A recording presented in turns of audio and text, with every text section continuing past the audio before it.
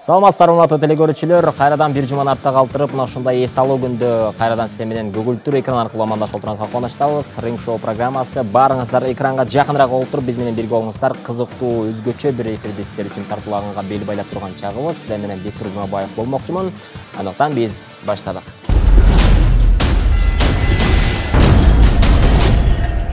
Өзүңүздөргө белгилүү, бул программанын алкагында ринг ортосунда мыкты инсандарды биз өзгөчө таймаштырабыз. Демек, бүгүнкү инсандарды мен акырындап тааныштырам. Кызыл Борчтан көңүлдүү жигиттер күлкү долбоорунун негиздөөчүсү Кадыр Жарматов.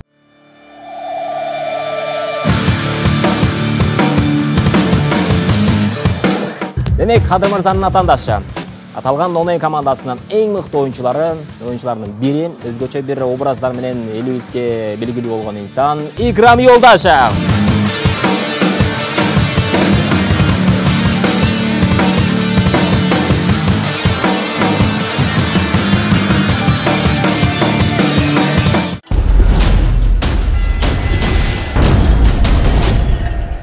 Паспорттагы толук аты жөнүңүз? Жарматов Кадырбек Бердибекович. Туулган жериңиз? Новкат району Көкжар айыл өкмөтү Борбаш айылы. Салмагыңыз? 74. Сиз кызыккан спорттун түрү? Волейбол. Акыркы бир ай ичинде ойлоп жүргөн, бирок бүтпөгөн жумушуңуз?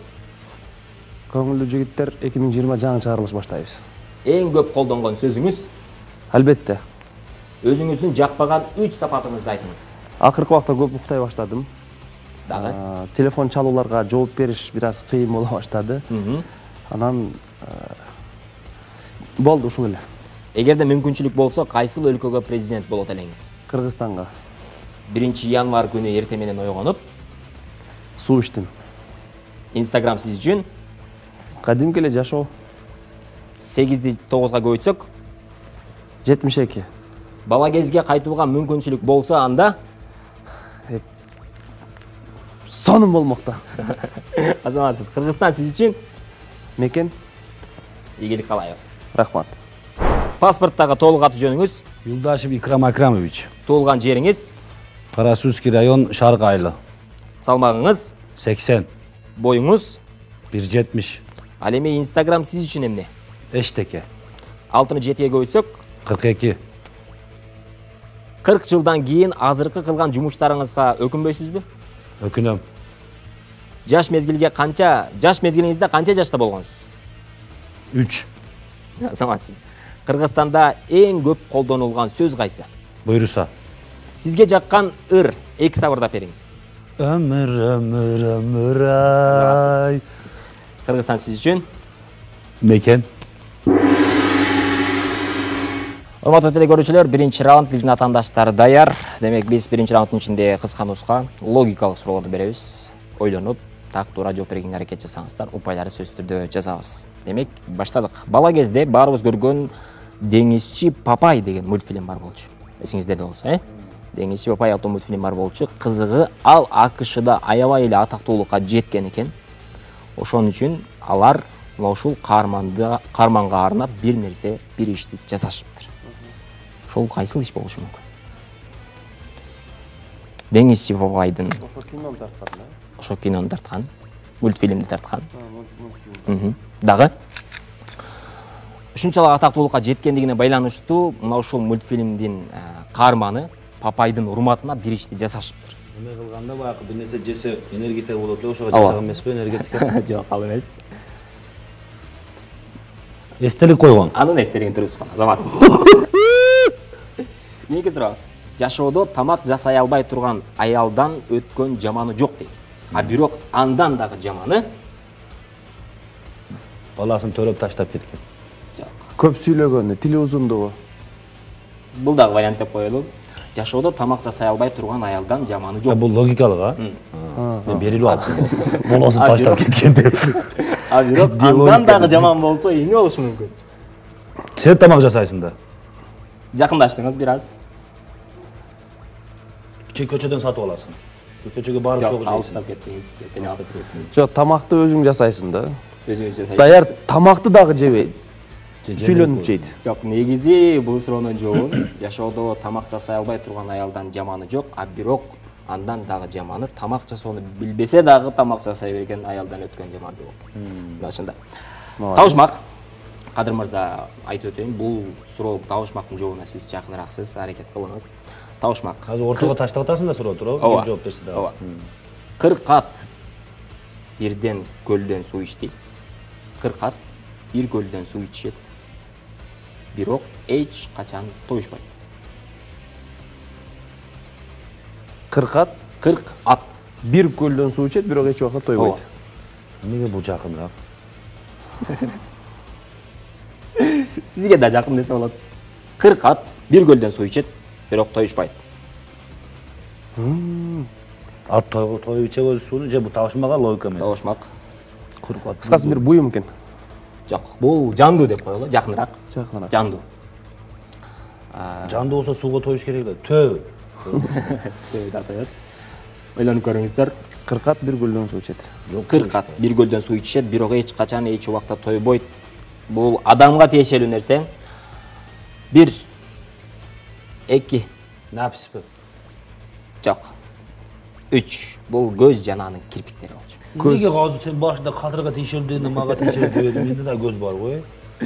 Просто сенде очко бар экен да, ошого айтып атат. Жок, ачып кетиптир. Кийинки суроо. Байыркы саг урууларында курал катары дагы пайдаланышкан. Согуш таласында бир нече аскер менен бетме-бет келгенде бул нерсенин абдан пайдасы тийген. Эмне болушу мүмкүн? Чоң жардам берген экен. Саг уруулары пайдаланышкан. Өтө эле чоң жардам берген экен. Аскерлерге жардам берген экен. Согуш таласында. Азыркы күндө да биз колдонобуз. Ат минген ат. Ат мингенде колдонобуз да. Ат узун неме да? Найза. Жок, найза сыяктуу эмес. Бул азыркы учурда колдонобуз. Ошол нерседен саламатсыз камчы. Кийинки суроо. Таксыр 2-0. Жок. Баарыбыз туруп келип койдум, биз табып койтасыз да. Баарыбыз туруп 5 бурчтан 32 топтолдук. 12 кара, 20 ак биригип алып шоктондук. Табышмак. Баарыбыз туруп 5 бурчтан 32 топтолдук. 12 кара, 20 ак биригип алып шоктондук. Пианино, клавишаларбы? Жок. Андай эмес. 12 кара, 20 ак. Кайсы жерде болушу мүмкүн? Аккордеон. Жок. Аккордеон эмес. Бул эч кандай музыкага тиешеси жок. Эме, курт жеген тиштер. Арасында карасы бар, агы бар, кыскасы. Тиш. Жок. Бул спорттун бир түрү деп коелу. Шашка шахмат эмес, а? Жок, шашка. Тең болот го анар. 12 кара, 20 ак. 12-ге 8 кандай оюн бар? Бул Футбол спорттун бир түрү. 5 бурчтан деп атат. Футбол деп жакындадыңыз. Хоккей. Жок. Эми алыстап кеттиңиз. Керлинг. Баарыбыз туруп 5 бурчтан 32 топтолдук, 12 кара, 20 ак биригип алып шоктондук. Бул футболдун тобу болчу, эсиңиздерде болсо, эң биринчи топтун формасы ак, кара эсептелген э. Ошол каралар 12 болот экен, 21 ак болот экен. Кийинки суроо. Бул нерсени сууланган самынга окшоштурушат. Аны колдо кармап турууга эч качан мүмкүнчүлүк жок. Балким самынды колдо кармап турса болоттур, бирок бул нерсени кармап турууга мүмкүн эмес. Балык. Самын суу. Жок. Балык Самынга окшоштурушат экен. Көк. Кармап турганга болот, бирок самында. Бирок азыр бул суроонун жообунда бул нерсени кармап турууга мүмкүн эмес. Элдилер душ эмеспи? Замандалан алайык. Бул нерсе Балыктан башка нерсе, самын, балык дагы сыйганчык не бар? колго кармалбайт экен. Эч качан кармап турууга мүмкүн эмес экен. Шам эмес, а? Аба, суу. Аба, суу дагы. Не бар го, баягы топтолбойт го. Кар. Муз. О, шыктан түшкөн. Жок. Бул Неме? убакыт болчу. Убакыт кармап турууга мүмкүн эмес. Самынга эмне тиешеси болсо? Болгону мен суроону алып калып жатам да бияктачы. Демек, кийинки суроо. Бул ишти жылкы тик турган абалда эле аткарышат жылкылар. Ал эми балыктар көзүн жумбай туруп аткарат экен. Суу ичет. Кумурскалар бул нерсени эч качан өмүрүндө аткарбайт экен. Бул ишти жылкылар тик турган абалда аткарат. Уйку. Экранда уктабайт экен, а? Ооба, кумурскалар эч качан уктабайт экен. Тынбайт экен да күнү-түнү. Молодец. Хораци Сафриндин бир сөзү бар. Аял менен таанышуу үчүн бир нече мүнөттөр жетиштүү. Аны жакшы билүү үчүн көптөгөн жылдар керек. Бирок аялды чынында толук билиш үчүн эмне кылыш керек? Буга чейин көп айтып келет. Аял затын толук эч ким түшүнгөн. Наркы дүйнөгө кетиш керек. Дос болуу керек. Дагы Толук билүү үчүн күндөш алып бериш керек. Хораци Сафрин деген ойчулдун бир сөзү бар экен. Мына ушундай сөз. Сафрин. Аялды толук билүү үчүн Таанышуу үчүн бир нече мүнөт жетиштүү. Билиш үчүн, жакшы билиш үчүн. Үйлөнүш керек да. Эгерде мүмкүн болсо ажырашып көрүш керек. Толук билиш үчүн. Ошондо дагы бир Чын да, мурдагы суроолоруң жакшы болчу. Азыр бул нерсени 1 мүнөттүн ичинде 5000 жолу айландырууга болот. 1 мүнөт ичинде 5000 жолу айландыра алат экенбиз. Бул нерсе буюм. Аны айландырганда негизинен сизге зарыл. Сиз үчүн зарыл, сиз үчүн, мен үчүн абдан эле зарыл. Жана аны айлануусунда сиз өзүңүздүн жумушуңузду бүтүрөсүз. Кан айлануусу. Буюм бул саат дагы. Сиз кайсыл жумушту, ошол жумушту аткарып атканда сөзсүз түрдө бул нерсени айландырат экенсиз. Ой айлан, ой жүгүртүү. Ой жүгүртүү дагы. кругозор, көз, буюм. буюм. Берип өттүм. Буюм. Кадырга сиз көп колдоносуз. Телефон айландырган. Жок. Дагы ойлонуп көрөбүз. Бул менин колумда турган ручка болчу. Жумушту кылып атканда сөзсүз түрдө айландырабыз. Же болсо тиштейбиз. Жумушка иштейшеси жок экен. Жок, негизи тойго барганда жазабыз, бул керек болот. Кийинки суроо. азырында көп жазып калган. Кайсыл канаттуу жума күнү учпайт? Пайшемба күнү өлгөн. Пайшемба күнү өлүп калган. Азаматсыз, урматтуу достор, бизден ушундай 10 суроого атаандаштар жооп беришти. Экинчи раунд.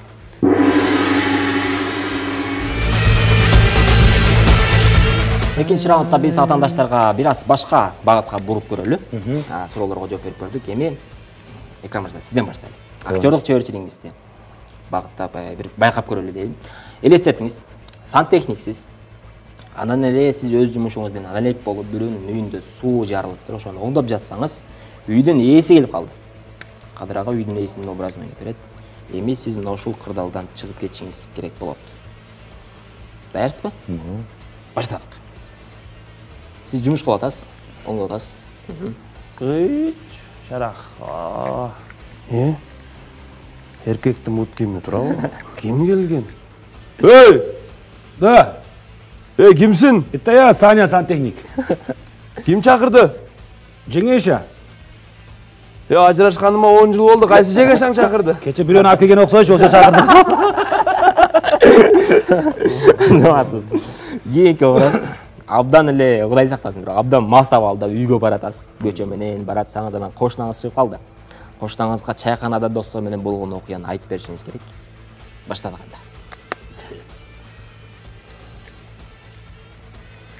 Кошуна суроо береби? Кошуна келди. Сиз айта бериңиз. Түсүң жаным, кайдан? Кече 8 майрамда отурганбыз достор менен. Айымдардын майрамы болсо, силер майрамда отасыздар. Бизге айырмасы жок. Майрам болсо болду. Майрам эмес, берки болсо болду. Азаматсыз. Кадыр мырза, Ойноп кой бер да. базарга кирип кеттиңиз. Автоунаасынан коюп, анан кийин чыксаңыз, жол тосулуп калыптыр. Тосуп коюштур машинаны. Анан сиз тиги ээсин издедиңиз, ары чуркадыңыз, бери чуркадыңыз, таппадыңыз, анан ээси келди дагы сизди таанып калды. Сен тиги ноунеймдеги Кадырсың го деди. Анан ошол кырдаалдан чыгып кетишиңиз керек болот. Сиз абдан шашылыш элеңиз. Бирок сиз кетирбеңиз. Кадыр, сен багы ноунеймдегиби? Кел bir selfie кылып коелу. Токто селфи. Токто bir selfie кылып коелу кем. О мына. Кандай жакшы, Мурат көрүнбөйт го. Эже, аял киши экенсиз. Машинада канча филиал бар, ошого bir барайлы деле. Ладырыз. Айым экенсиз. Эркек Тойго канчадан чыгып атасыңар тойго? Ар кандай. Bir жээнимдин той бар, барып бербейсиңерби? Кыскасы, телефон номерди жазың, мен кеттим, шашып атам эже. Заклад паңга берип коеюн дедим эле, токтоп турбайсыңбы? Заклад болсо алам, токтой кандай. Рахмат. Айыл жергесине кайтып көрөлүм. Тракторист болуп иштейсиз. Айылда. Өзүнү кесип экен. Тракторист болуп иштейсиз. Анан бир киши айылдашыңыз үйүңүзгө келди. жеримди айдап бер деп айтты, бирок сиздин тракторуңуз бузук эле. Бузук. Айтсаңыз дагы түшүнбөдү, аны айтсаңыз түшүнбөдү, буну айтсаңыз түшүнбөдү.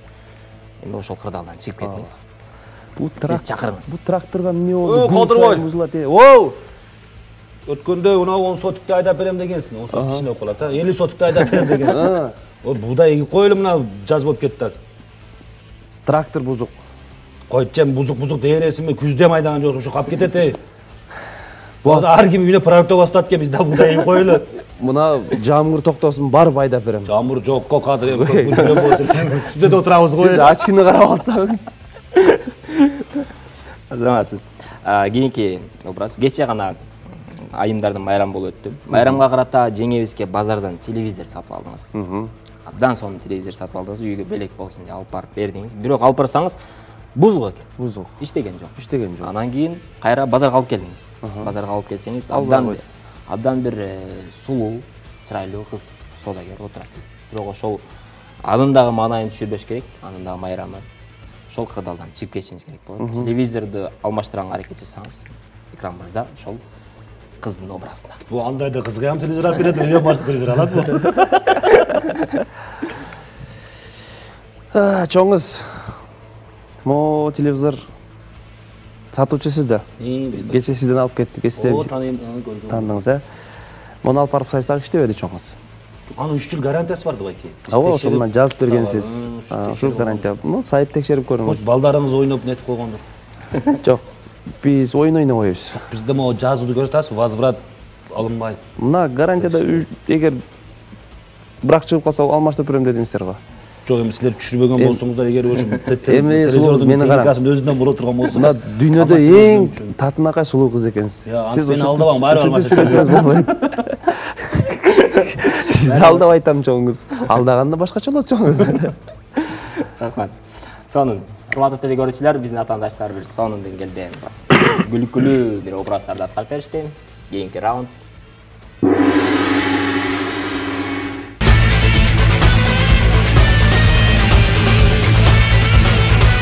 Урматтуу телекөрүүчүлөр, 3-чү раунд. Биз атаандаштарыбызга дагы болсо тапшырмаларды берүүгө бел байлап турган чагыбыз. Эми Кадыр мырза, сизден баштайлы. Оңойраак суроо берчи. Жок, суроо эмес, тапшырма. Жок, тапшырма. Башыңыздан өткөн бир окуяны айтышыңыз керек болот. Мен ошол окуяны айтып атканыңызда кайсы бир сөздөрдү кошом. Ошол сөздү окуяңызга кошуп айтып кетишиңиз керек. Болду. Демек, камерага карап баштады. Окуяңыз кайсы жерде? Ушуну айтып коюңуз, окуядан чыкмай жок. Окуям мектеп кезде, бала кезде айылда.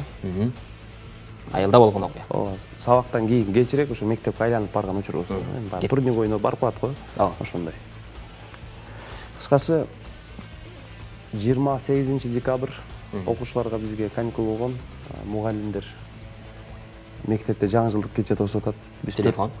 4 досубуз менен телефон чалышып мектеп жака өттүк. Гүл. Кечинде барсак мектептин айнегинде жык гүлдөр турат. Суу куюп кеткенбиз да. Биздин класстын гүлү ачылып сонун болуп калыптыр. Анан биринчи этажда Жылкы. Ачып директордун сарайына жылкылар байланып туруптур. Анан ага карабадык, карасак буфет жакта очокто бирдемке түтөп турат да. Курсак, пайпакка түшүп калгандай. Өтө ачкан кез. Анан жол. Сен бар десек, баягы кыш күнү да, мындай кардан кичине жол турат да, барып келгенге. Машина.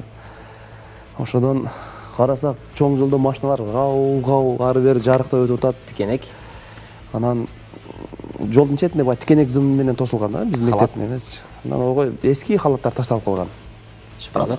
Анан чуркап барып баягы тамакты жейин десек, жанында чоң шпыргы менен эже кубалады бизди. Ак кеме. Анан карда ак кеме деп чуркап кеттибиз биз. Баш кийим. Өтөсө бир досум баш кийими карга түшүп калса. Анан эмне кылабыз? Баш кийимден таанып калыш мүмкүн. Эртең сен маймыл деп эртеси күнү мектепке барсак, маймыл, сен менен кечеги деп баягы досумду байкап калса. Магнитофон. Ошентип анан мындай колонка бар эле мектепте. Магнитофонду койдук, сабактан кийин бийледик. Келди. Бир убакта директор келди. Силер кече тамак урусуңар деп урушту бизди. Шакек. Анан кийин урду эле агайдын колунда чындап шакеги бар. Яма катты дегенде башкача так кыдырып. Печка. Ошондо печкага жабышып калдым мен, бурагандачы. Азаматсыз. Сон. Азаматсыз дегеннен кош. Андан кийин Агайга айттым азаматсыз деп. агай сиз азаматсыз дедим. Демек, Икрам мырзанын окуясын окуп көрөлү. Кайсы жерде окуйт? Жолду. Жолдо. Жөн эле жолдо болгон окуя. Баштады кандай? 1976 как раз сүмөлөк мезгили. Жомок. Жомоктогудай жашоо. Таладан дарага аралап сүмөлөккө отунга урдуп атабыз. Прям походу сүмөлөк менен ашта жасап атат үйдөгүлөрчү. Баягы бир кыздын үйүндө болот эле го сүмөлөктөр. Жети бала келгенбиз, калгандар кошулбай койгон. Баскыч. Анан балык кылып, калган балдарга баскыч чыксаган басып кошулбай койду да. Дүйнөдө. Дүйнөдө жетиле бала калганбыз, анан жетиле бала бартабыз. Калгандар бүт баары. Мен айтканмын. Мен айтканмын калгандарына кошулган элесем кошулбай койгон деп ушул эле пикат этип туруп алайын. Инстаграм. Ал менде Instagram, Telegram, 50 грамм эчтеке жок эле. 50 грамм бар эле. Бар эле. Анан отунда аралап. Сыйкырчы. Алып келип анан кийин сыйкырчы дейт эле мени адамдар чачым түшүп калганын билбейм. Отунда алып келип майдалап секин сүмөлөккө от жагып атсак баягы даярдаштырган чоң эне бар эле го, ошону сөйкөп түшүп кетсе сүмөлөккө. Сүрөт. Анан сүрөтүн тартып алдык. Кийин табабыз депчи. Макал. Тома кыйнап таштаган макал. Макал ачып ойнодук кийин ким утса бир челекте сүмөлөк бермей болду. Маршрутка. Маршрутка менен үйгө ташыдык сүмөлөктөрдү, пишти эртеси күнү баарыбыз. Компьютер. Сүмөлөктөн кийин компьютер Counter Strike ойногону бардык. Ошол учурда дең. Ошол учурда. Шумдук. Шумдук. Кыздар арасында шумдук кылышты. Бала аз эле да жетиле да ошол үчүн. Азаматсыз сон. Эми кийинки тапшырма. Кайсы бир адамдык сапатты жарнама кылышыбыз керек болот. Ал сапат жаман сапат болот. Демек, кимден баштадык? Экрандан баштайбыз. Жарнама, реклама кылыш керек. Жарнама кылышыбыз керек. Камерага карап туруп, мына ушул сапат, ошондой болсоңуздар абдан сонун болот деген сыяктуу бир жарнама кылышыңыз керек. Ал сапат абдан эле жаман сапат. Бирөөнүн артынан сүйлөгөн. Мына ушундай сапаттар жаман сапат. Ошол сапатты Макташ керек. макташ керек. Бирөөнүн артынан сүйлөсөңүздөр мындай болот достор. Саламатсыздар, урматтуу достор, кимде ким BMW X5 автоунаасын ута турган утам деп ниет кылган болсо, бирөөнү айттан сүйлөшүп улантыңыздар. Анткени сиз бир күндө 10 адамдын артынан сүйлөсөңүз $100, 200 адамдын артынан сүйлөсөңүз $500, ал эми 6 миллион адамдын артынан сүйлөсөңүз Batman автоунаасы сизди күтүүдө. Сабырсыз адамдын сапаты. Сабырсыз, а? Сабырсыз болсоңуздар мындай болот деген сыяктуу жарнама кылып беришет. Урматтуу достор, бул жашоодо сабырсыздык эң керек. Бул сабырсыздык ар бир адамда сөзсүз түрдө болуш керек. Үй бүлөдө болуш керек. Бул сабырсыздык бала чакага да өтүш керек. Сабырсыздык болсоңуздар, Кудай буйруса эртерээк ал дүйнөгө кетесиздер. Болбойт дейм. Азаматсыздар, сонун. Эми бир спорттук жөндөмдөрүңүздөрдү көрөлү. 1 минутта убакыт беребиз. Мына ушул убакыт аралыгында отжимание жасашыбыз керек. Ким мыкты жасайт? Бала спортто. Мен азыр 2 баштадым го. Мен 2 раунд мен баштагам. Эми 2 раунд сиз баштап бересиң. Кимден баштайбыз? Демек 1 минутта убакыт. Ушул жерде Ушул жерде турсаңыз болот. Кулай келгенче да тура Ооба. го. Кетчиңиз заставить этпейт да. Ооба. Кетти.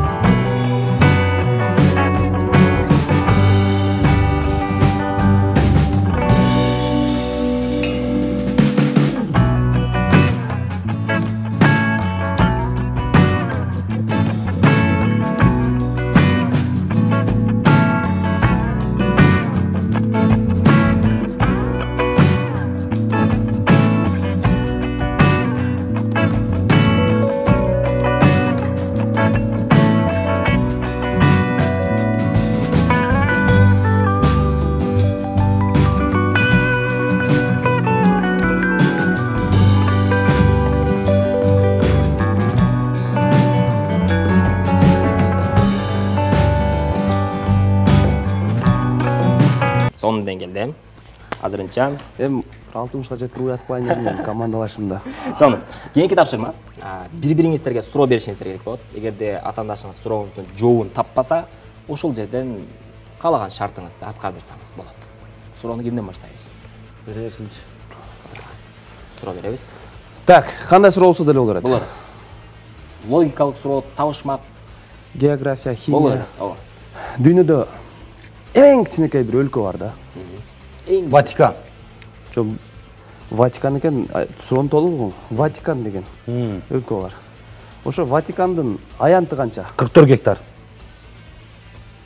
Билип койду экен. Суроонун жообун таптыңыз, туура, э? Демек, Кадыр Икрам ага, сиздин сурооңуз. Африкада Эх, деп койсун. Чат деген мамлекет бар, көл дагы мамлекет дагы. Чат көл, Ошонун акча биримдиги эмне деп аталат? Чат деген өлкөнүн акча биримдиги билбейм. Өзүң айтчы. Билбейт, мен дагы билбейм. Биле турган сурооңду бер десең эле болот. өзүңүз билишиңиз керек. Өзү билиши керек. Билбей турган суроо. Анда түрө.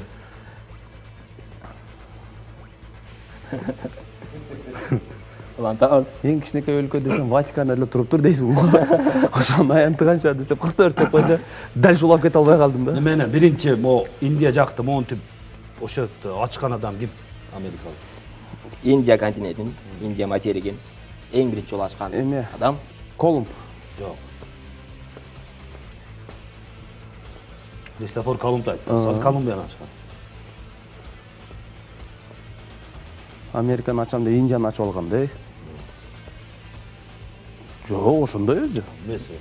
Жок, ал негизи менин билишим боюнча Индия деп ойлогон, бирок ал Америка материги болгон, э? Ал жерде министр тосуп чыккан үчүн Индия ойлогон. Бирок ал Америка материги болчу. Бирок Индия материгин ким ачкан?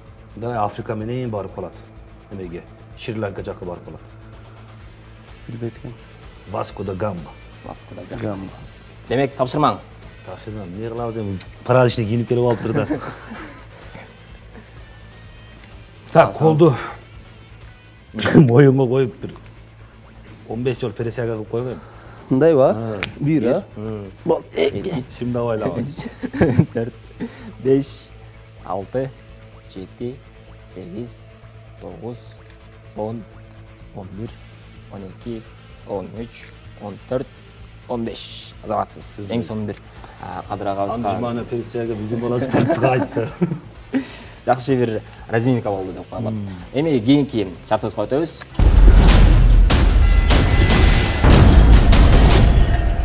Үчүнчү раундтун кийинки тапшырмасы, урматтуу атаандаштар, бул жерде актай барактар. Бул актай баракка азыр сүрөт тартышыбыз керек болот. Сүрөт эмне жөнүндө болот? Сүрөт көзүңүздү жумабыз. Сиз Икрам мырзанын сүрөтүн тартасыз.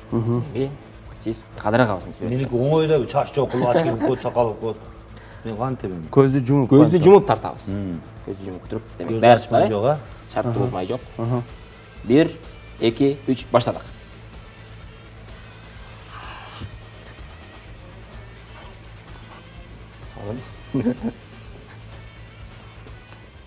Икрам агабыздын сүрөтү жакшы чыгып атат. Кадыр ага негизи жакшы. Негизинен алганда жакшы. Бетин эле тартайын, жоош тарта берейинби? Боло берет, каалаганыңыздай.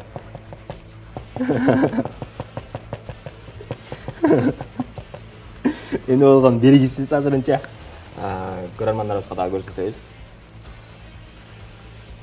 Кадыр ага улантабыз. Таппай калдым аны.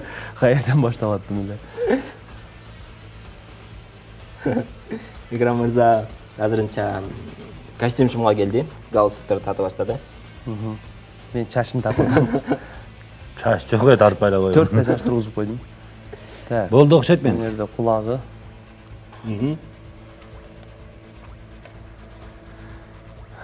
Демек жыйынтыктайбыз, э? Жыйынтыктайбыз. Ача берейби? Ача бересиз. Сүрөттөрдү көрүңүздөр. Эми телекөрүүчүлөрүбүзгө көрсөтүп коелу. Икрам ага ушундай сизди сүрөттөдү. Эми Кадыр мырза ушундай. Кимдин сүрөтү мыкты чыкты? Меники жакындан чыкты. Экранга жакшыраак, менде Кыска тынуу, андан соң бүгүнкү көрсөтүүбүздүн жалпы жыйынтыктарын чыгарабыз. Биз менен чогуу болуңуздар.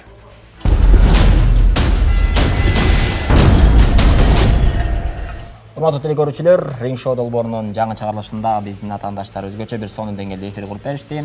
Атаандаштар Кызыл бурчтан Кадыр Жарматов жана Көк бурчтан Икрам Юлдаш болушту. Сонун деңгээлде бир өзгөчө эфирди сиздер үчүн тартуулап, жакшы бир маанайды көрсөтүштү деп ишенебиз. Ал эми бүгүнкү эфирибиздин жалпы жыйынтыгы менен 7-6 упай менен Икрам Юлдашев жеңүүчү аталды. Кыргызстан желеги жок чукка койгонго. Бул медал сиз үчүн эстелик болуп калсын. Медалды жуюбуз эми азыр. Чыгып Жана биздин өнөктөшүбүз болгон Акбура кинотеатрына 2 кишилик чакыруу баракчасы. Рахмат. Барып сонун деңгээлде бир Кыргызстандын өзгөчө бир кинотасын көрсөңүздөр болот. Жана чыныгы чоңалай картошкасы Washington чипсылары. Саламатсыздар. Сизге дагы ушундай Видеочу өзгөчө Бектур өзү. Саламатсыздар. Эми аягында кыска нуска эркин микрофон, андан кийин жыйынтыктайбыз. Азыр Кыргызстан үчүн коомдо ушундай бир коркунуч болуп атат, ушундай вирус, оору бале деп. Дуа кылалы, ошол оору эч убакта бизге келбесин. Келсин. Эч ким оорубасын. Аллах таалам ушундай сырттан келген кырсык апаттардан өзү сактасын. Кыргызстан ичи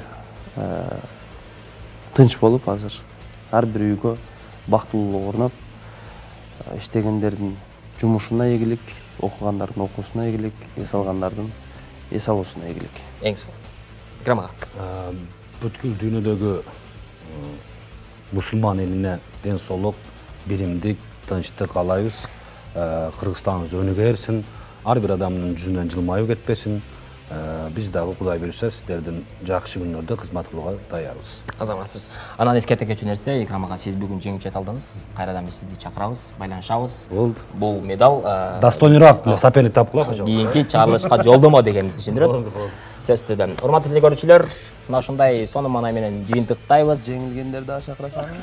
Жеңилгендерди байланышабыз. Байланышабыз деп койду. Рахмат. Биздин өнөктөштөрүбүз болгон Акбура кинотеатры жана Датка принт полиграфиялык борбору Washington чипсылары чоң рахмат барыңыздарга. Эс алуу күнүңүздөр көңүл буңасын.